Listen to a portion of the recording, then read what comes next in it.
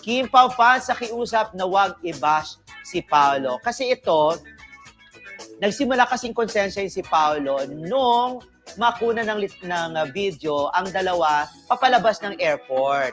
Yan ay kuha, meron kuha ang netizen, meron din kuha ang isang media entity, TV media entertainment entity, nakunan sila, no? At nakita nga nila na si Kim ay nagtutulak ng trolley, ng luggage trolley, ng cart, na pagkarami-rami ng, hindi naman ganun karami, siguro mga 4 na maleta yon or mga ganon, mga 4 na maleta.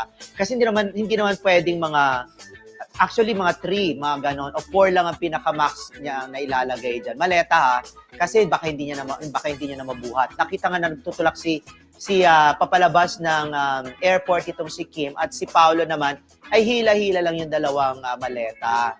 Ngayon, sinasabi ng mga netizen, ng mga, siguro yung mga Kim Pao, hindi naman solid Kim Pao fans, ano? Sinasabi nila bakit daw hindi si tulak ng maleta o nagtulak ng trolley ni Kim. Dahil napakabigat daw nga nung trolley. At bakit hinayaan niyang magtulak nga? Hindi ba siya maginoo? Ano to? Parang pinababayaan niya lang si Kim. Yun naman, ang sa akin lang naman, ang opinion ko lang ha, wala nang problema kung si Kim or si Paula magtulak nitong trolley ng luggage, no? Kasi sa totoo lang, baka nga si Kim ang may gustong magtulak ng kanyang sariling mga bagahe. At yung ibang hindi na kaya, siguro si Paolo na ang naghumila kasi humila siya ng mga malete.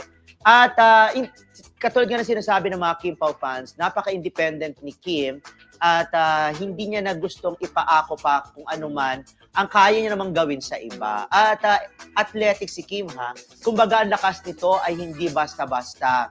Kahit babae ito, siguro sa pamantayan ng 1 to 10 na babaeng malalakas, si Kim siguro nasa 10 or nasa 9. Ay, hindi, nasa 8. Kasi pag sinabi nating 10, ano na yon, athletic, bubuhat din ng mga dumbbell.